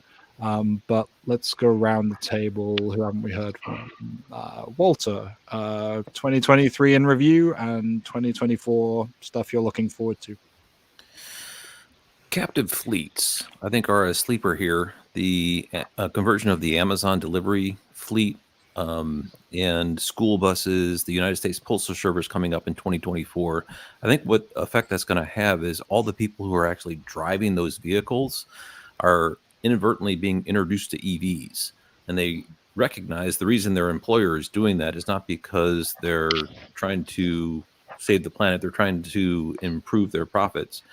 And those people are going to go home and they're like, I'm going to try to improve my profits too. I'm going to get an EV. And I think the adoption rate is soon to increase, even though we hit 1 million this year. I really question about it's a supply problem. It's not a demand problem. And it's only going to get more. So FedEx, UPS, the Walmart delivery arm, the big one is the United States Postal Service, because that thing is ubiquitous and they're all going EV from what I understand. The question is, can they get them into the hands of the post offices throughout the United States fast enough? But that's a lot of people being introduced to EVs and having a cascading effect throughout the entire ecosystem. So I think that's going to be a pretty big splash in the pan. What struck you most about this year? I mean, you've been doing endless work. It seems like every week, or every day, pretty much, you've got an update on one of the networks. That feels like a big piece of the last 3 or 4 months. Did anything that preceded that trump it, or is this what? Yeah, one thing that has, and I tallied up in my rental receipt how many miles, and it was 2,000. And one thing that is very clear is we don't have enough DC fast chargers anywhere near it. I heard someone say today that in order to hit the mark of, I think it's the MIL2 DC fast charger ports we need in order to accommodate the 2030 load, we would have to be installing 400 per day, which is not achievable. So the big problem that I see right now is build as fast as you can because the tsunami is coming and there's not enough. Even Tesla with their relentless rate with the superchargers is not enough for the sheer number of people. I mean, the places that I go, although it looks really encouraging, they're 200 miles apart and then there's 6 chargers. It's not enough. We need a whole lot more in order to accommodate the stream of EVs that are going to be swinging through on road trips looking for charges. And I'm sure Eric can convey what it's like on the flip side, where EV adoption has increased beyond the past of the level of the capacity of the infrastructure. Yeah, jumping straight over to the other coast, California typically kind of provides some trends. Is what you've seen coming our way, or what have you observed this year, and what are you looking forward to next year, Eric? Well, yeah, I don't know if it's coming your way, but Get yeah, like Nostradamus, we need to know. Yeah, well, I got to do my Johnny Carson envelope here, but yeah, no, I think we are. I definitely agree with Walter. We're going to see a continued uptick in EV adoption, right? I was going to mention Moore's law. I don't know if that's going to apply, but it very well could. And I know a lot of people have been sort of critical of GM in particular, right, of their EV ramp up with Ultium, and they're not hitting their goals of like 50,000 Ultium by 2023, but 50,000 Ultium delivered. But I never thought that this year or even last year was the make or break for GM. I think 2024 is the make or break for GM in terms of ramping up their production. So, and if they hit their targets, like we are talking about an automaker that will reasonably match Tesla's EV production within a year or two. So, and I mean, I know people poo-poo that, but slow starting, but fast once it gets going, right? Like they've talked about GM being a battleship turning around or an aircraft carrier turning around, and that's really what they are. They're very much a juggernaut in terms of production, and I don't see them falling into the same trap as Ford. So I think 2024 we could reasonably see 2 million new EVs on the road. We're already. I mean, we hit 1.2, right? I mean, it was only November. It was only November, end of November, early December. We were past 1 million, but it's not going to be 1 million. It will be whatever we squeeze into this last month. And I'm seeing easily double that. And will the charging infrastructure match? That I don't know, because we're seeing this sort of. I saw this from the BoltEV from very early on, where the first year I had my BoltEV, relying on single charger locations, no problem. A year in, if I went to a single charger location, half the time I couldn't charge. So I had to start going to 2 charger locations. 2 to 3 years, 4 years in, I couldn't rely on 2 charger locations anymore because they were always full. I had to go to 3 or 4 charger locations. And now in California, we're seeing 8, 10, 12 charger locations filled with lines and queues when it's traveling. And so I don't know. I don't know if our infrastructure can keep up. I think people are going to realize that the other big one is EVgo. And I think Walter is seeing this with their build out. But Walter, you're focused on their pilot build out. In California, I've counted at least 3 to 4, maybe 5 dozen 350 kilowatt chargers at various levels of construction from EVgo that aren't affiliated with the pilot program at all. So you're looking at a massive build out from them. EV range that you noted, Steve, they've built. I think they're up to 4 or 5 charging stalls now. Or charging sites now. ChargeNet. So I think we're going to see, with NEVI funding coming out, a massive buildup. And then the other aspect of that too is I think we're going to start to see journalistic hit pieces running out of things to talk about. So we already saw that with Politico posting that no NEV sites had been built the day that EVgo NEV site powered up. So I think we're going to start running out of traction for these mainstream news anti-EV hit pieces. Those are the big things that I predict going into 2024. So, and I don't know. We've replaced Steve with a Bolt. So yeah, I see that. Yeah. We lost our host. All right. Yeah. Coast to coast, no host. Right. Back to you, Bob. Yeah. Steve. All right. Who wants to go next? Steve, are you there? Steve. Oh, it's Alan. All right. Mike in Canada. Why don't you go next? Yeah. Well, okay. 2023. I've spent my year transitioning from a Kona to an Ioniq 5. But one of the things I've seen in the last, I'm going to say 6 months, is supply of EVs on dealer lots in Canada has actually, 6 months ago to a year ago, you saw nothing on the lots. Lots of ICE vehicles. We never really had we did have the shortage during COVID, but the last year they've had pretty good supply coming up and whatnot. But all of a sudden now, I had to run into Windsor the other day, and I went by a Ford dealer. They had 6 Mustang Mach-E's. They had 4 Lightnings on the lot. My local Hyundai dealer had 3 Ioniq 6s. They had 2 Ioniq 5s, a couple of Konas. So there appears to be some supply now, and the pricing has started to actually become more flexible. We haven't really run into huge over MSRP issues here, like a lot of places have. There are some laws here that prevent it. There's dealers that try to find a way around it, of course. But just as a matter of fact, just yesterday I got an email from a Kia dealer where we had ordered an EV6, which we ended up buying the Ioniq 5 because it was available. He said, "Oh, there's a runway red EV6 all-wheel drive come in, 65 grand all in, delivered, taxes, everything at your door," right? Which is actually a pretty smoking hot deal for that car. but we obviously didn't need it. But so I think our supply issues for the EVs is going to disappear for 2024. I don't think it's going to be quite the long waits. I don't think there's the 1 year order it and hopefully in a year you get it type thing. I think that's all going to be gone. The big challenge we're going to face here in Canada, and I know after traveling through the US, we got to see a lot of the infrastructure fairly up close. We do a lot of road trips through the US.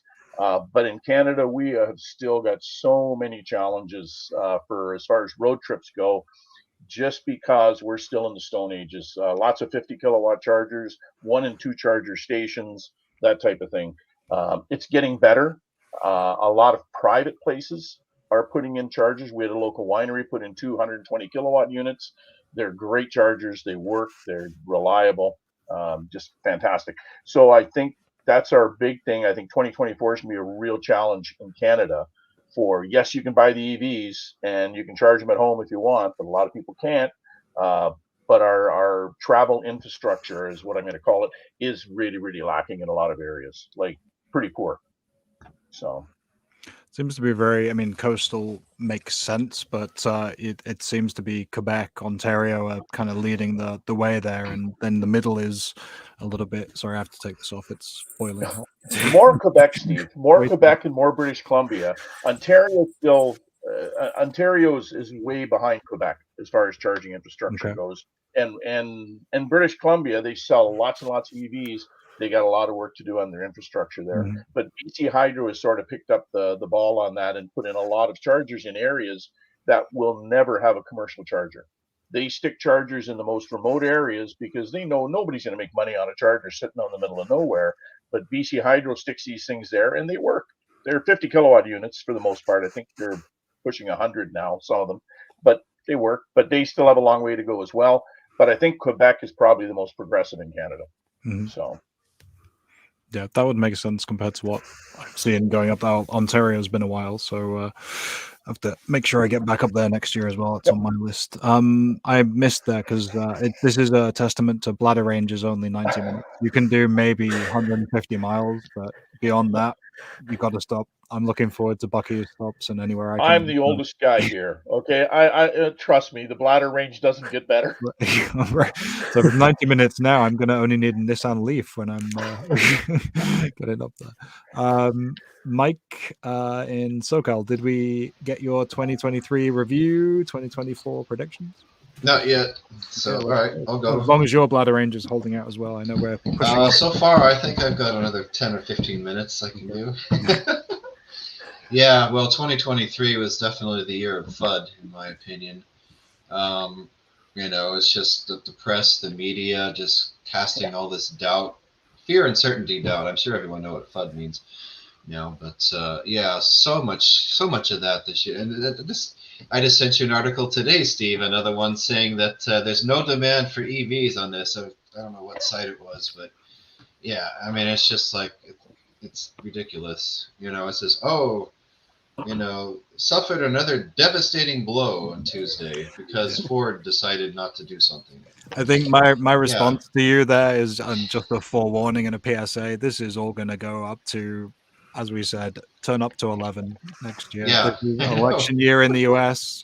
It's going to go crazy right. for the next 10 months. There's no stopping the EVs are killing birds against windmills. But on the flip side, But on the flip side for 2023, I mean, almost every time I went to a charging station, I was helping out someone who had just bought their EV within the last week or two. And they're like, oh, hey, can you help me with this? And of course, I usually offer my help and say, hey, do you need any help? And, it's, I mean, there's so many times that people have just said, hey, or they said, hey, I just got this car a month ago. I want to try it out to make sure I know how to fast charge it. And I'm like, okay, let me help you with it. But, the apps, there's so many different apps. I mean, most of these manufacturers have their own apps, especially the ones that have the free charging. And I think that's been a problem. Like I was just helping a guy was it last night or the night before with his Mercedes EQB. And he was like, well, I'm trying to get it to work through the Mercedes app, but it's not working. He was on the phone with whoever he was with, probably someone at Mercedes. And then I asked, well, have you tried the Electrify America app? And he's like, well, I don't want to. Yeah, I downloaded it, but I don't want to try it because to get the free charging, I need to use my Mercedes app. I don't know if that's true, but that's what he told me. And I'm like, free charging isn't all that it's cracked up to be. I'm like, I've seen you. You've been here at least half an hour. How much do you want? What length do you want to go to for a free charge? How much is your time worth? You know, so yeah, I mean, it's been an interesting year for sure. Lots of new drivers on the road. Lots of articles trying to say this isn't working. Obviously, I probably see more bad chargers and more down stations than anyone has in this group, but it wasn't a bad year. You know, I mean, it's growing. You know, you get someone behind the wheel of an EV, and they're like, oh my gosh, but you know, it kind of reminds me back in the days of monitors, old CRT computer monitors. Remember, they were all 60 hertz, and then they'd be flashing, but you wouldn't know pen that and pencil. Yeah, right. Yeah, but Never mind the monitor. Yeah, right. But the monitor analogy is that the default was 60 hertz, right? But I remember if you could push it up to 75 or 100 hertz, it wouldn't flicker as much. But you really wouldn't notice how badly 60 hertz flickered until you went back to it. Of course, that's all gone now in the days of LCDs. But you know, I think more people will notice. Like, was it you, Eric, or Walter? I don't know who's mentioning that. FedEx and some of these other companies are putting their people into EVs. And I've seen some FedEx trucks locally, and I'm like, wow, that's nice. But I think when people are realizing now, and after charging necessarily isn't the greatest, but the driving experience is wonderful. When you go back, I had to drive an ICE car when I took my Audi in for service because my wife needed her EV.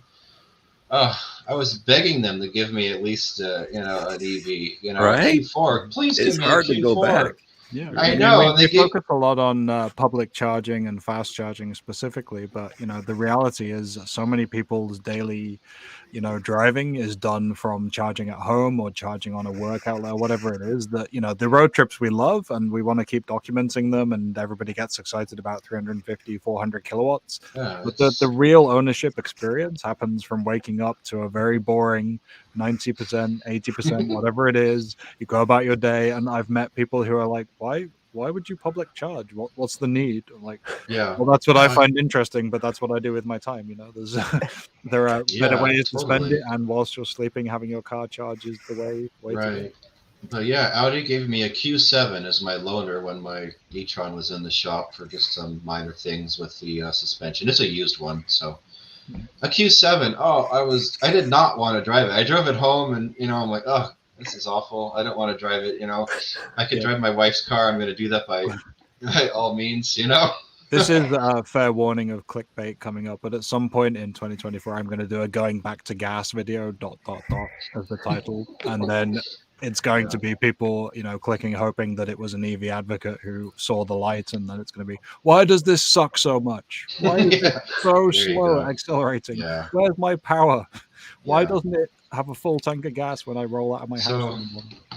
But I even see these ads on Instagram sometimes that says, resist government's telling us what to drive, and I'm like, no, that's I get tired of seeing that. It's like, resist government mandates. I'm like, well, the government mandates, I think, they're not going to be a big deal by the time 2030 rolls around. I think by then the word will be out that these are better and people won't want to go back to gas cars. But yeah, we do have to keep up with the infrastructure. And I'm glad to see Pilot Flying J doing that very, very well. And definitely hope to see that continuing to expand the way they hope to next year. So it's important to move away from the coastal elites as we are. So Brian in the middle there, real heartland of America. I'm sorry to lump you in with that, Mark, but you are also in Eastern Ontario. What are you seeing? Have you seen for the year? And what does 2024 look like for you as a Tesla driver and general EV advocate? Well, I think 2023 for me when I was thinking about this was really about the transition to NACs and how unlikely that was when we had, at the end of 22, Tesla made the announcement of, hey, we're opening this up. And I think all of us, at least, definitely me and other people I've talked to, were all like, this is way too little too late. No one's going to do this. CCS is the standard. And, thanks, but no thanks, Tesla. And Aptera was on board, but really they had more to gain by marketing like, hey, we're going to use that. It was more of a, name recognition game for them where I think Ford, I think it was 7 months ago, when Jim Farley announced that they were going to change standards. That was very exciting, because having everyone on one plug eventually will be great for adoption. But even after that, it was like, well, is anybody else going to take up on this? And now with just yesterday, VW adding their name in the ring, I think that's going to, it's going to take a couple of years, but I think that was a very major thing that happened this year. And also, we talked about Pilot and Flying J, the Circle K stations that have come on board almost out of nowhere. I think we have 4 now in Minnesota, and I'm actually going to go visit them. And there's one, right down the road that I won't use because, like you said, you charge at home, and it's nice to have them near you, but you don't use those. So I think, we've talked a lot about charging, so I won't go on, but I think that was my big thing for 2023. More chargers, more standardization, and I think that's pretty exciting. 2024, I'm looking for ramping up of mostly things that exist already. I think it was Mike who was Mike from Canada. You were talking about the now we're starting to see EVs on dealer lots, and the Blazer EV is out. I think somebody's seen one here in Minnesota. Yeah, I saw one in Canada as well. Okay.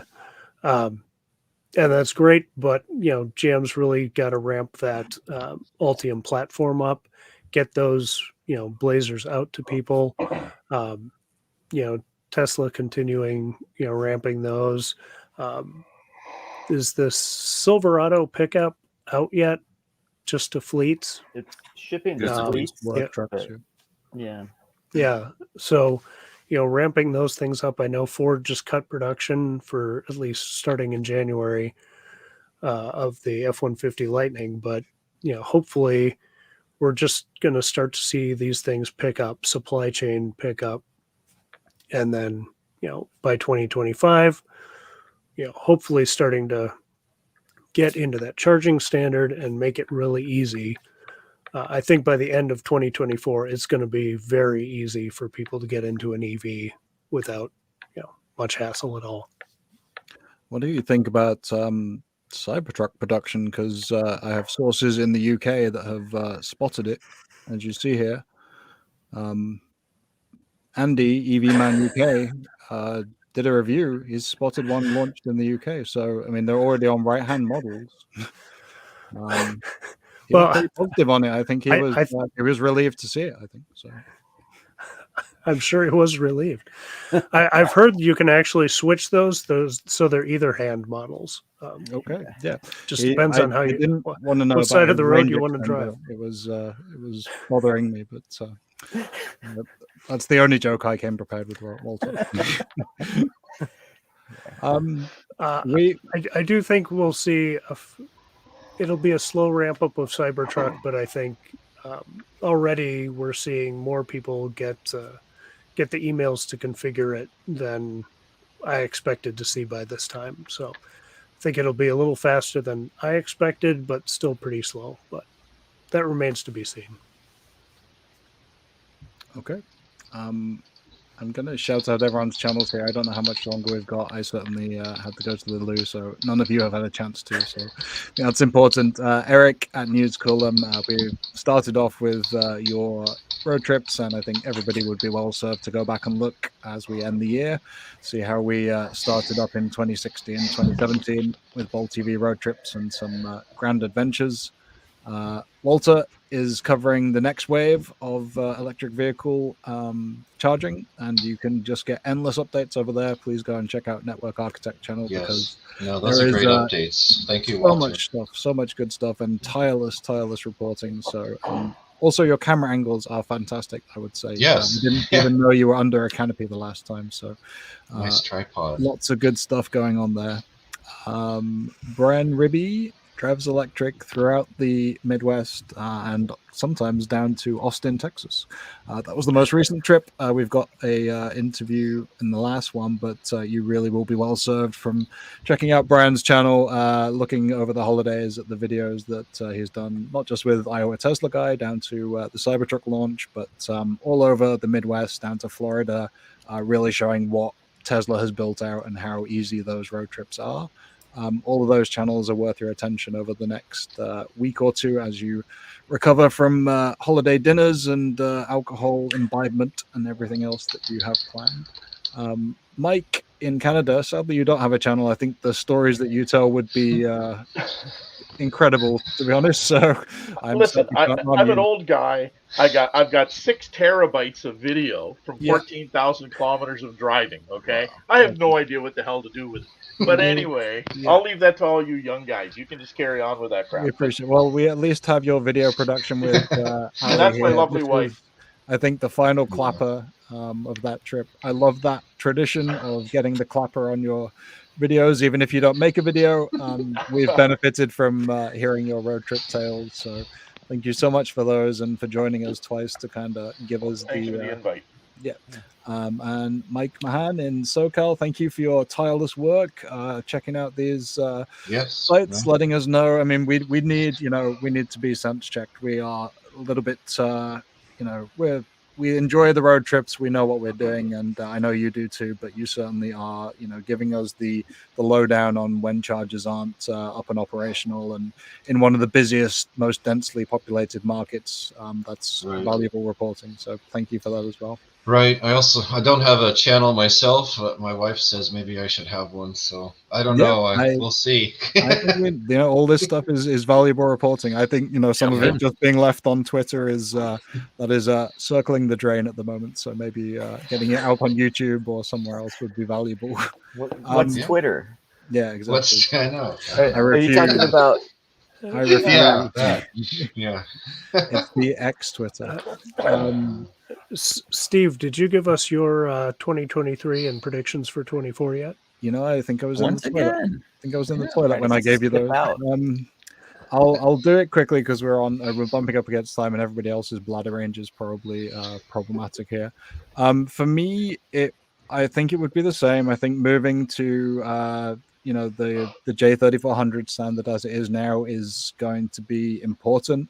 I don't predict 2024 will be the year that it smooths out. I think we're in for a lot of bumps in the road. I just from myself and my own kind of Magic Dock experience, I think, it depends how it's managed and how these things are kind of phased in. But if it's a flood of cars suddenly with adapters going to check out Tesla superchargers that aren't optimized for their port and their cable length and everything else, there's going to be a lot of jockeying for position and a lot of confusion.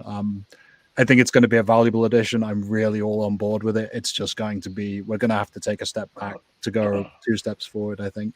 On the other hand, we didn't touch on even the second NEVI site, the NEVI funded site coming online in Kingston, New York, down in the mid-Hudson Valley. That was a kind of sleeper site, as Walter likes to call them. They funded that one without any solicitation. So we do have 2 NEVI sites coming on. There's going to be a bunch more in Ohio, as Walter kind of pointed out. A lot coming online in those states that have already awarded sites and funding. In New York, got announced from the joint office kind of abruptly. I didn't know about that one. Yeah, there's going to be some more of those. It looks like Vermont, and there was another state that had people had gone. They already had plans, and they found sites that fit into the mold of being within a mile. This is the first New York site or Evolve New York site that doesn't have a CHAdeMO head. They've been very gung ho on trying to give CHAdeMO users somewhere to charge. Quite often, even the Electrify America sites, which had moved away from them with Evolve New York, they had to install 2 CHAdeMO heads and use a Tesla adapter or Tesla to CCS. This is one that isn't doing that. To comply with NEVI, it has 4 CCS ports. So they just found a place that was, a good fit and could qualify for NEVI funding and slid it in under the wire. So that's going to be the case in Vermont as well, I think, and probably one other site. But the point being, there's so much money going into this area now, and some of these places. My last video was on the I-80 stretch of Pennsylvania, and how that's going to be transformed in the next 6 months or so. There's just going to be truck stop after truck stop after truck stop, where previously you really had to eke out your range. So I think that's going to be huge in conjunction with Tesla. I think these road trips are going to get so much more based on kind of what Eric's pointed out in the past, stopping where you want to stop and where the amenities match your needs, rather than this is where I have to stop.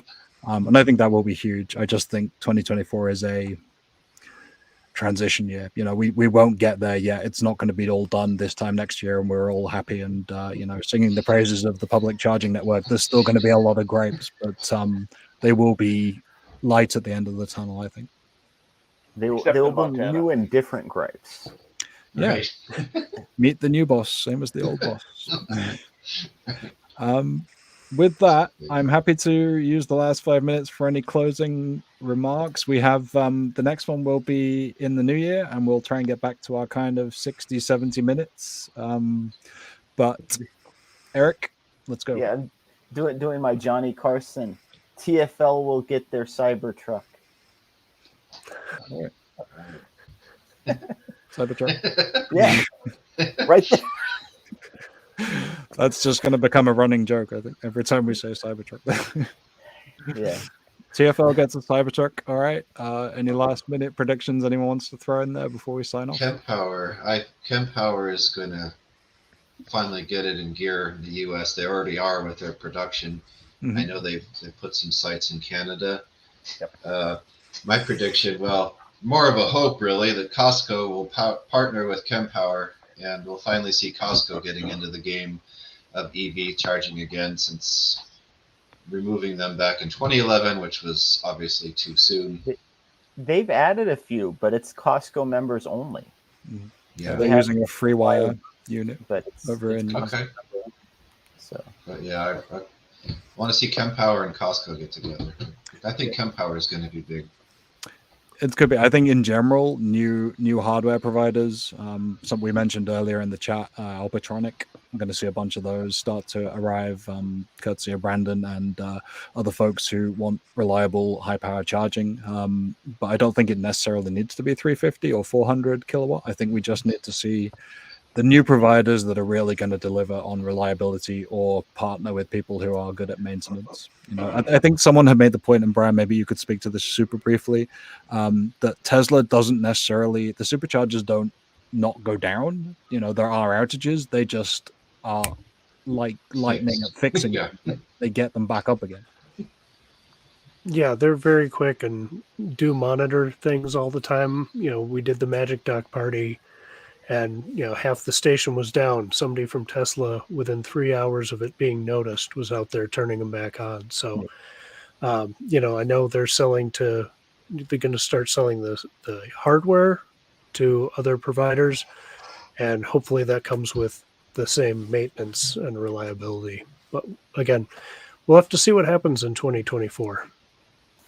Yep, absolutely. Thank you, everybody. Really good year. Loved launching this year with Eric. It was all down, as so many things start with Eric and his great ideas and insight. He kind of drove this one into a regular series. Walter's addition has been invaluable, and just the folks that we have on, as evidenced by Brian, Mike, Mike in Canada, and the not present but certainly respected Darren Orange. We'll have a lot more folks coming on in the new year. We have regular guests, folks who've been here before, and new folks from the networks that will hopefully join us. We're just super happy to have spent the year with you and started to get this up and running. I think we'll have a lot going on next year. So thank you all for joining us. Happy New Year. Forward to it. Thank you, guys. Happy New Happy Year. New Year. Guys. Happy Merry holidays. Christmas. Merry Happy New Year. Thank you, everybody. Yeah, See you in Thank you. 2024. that's right. See you next year. Bye. Bye. Indeed. Bye.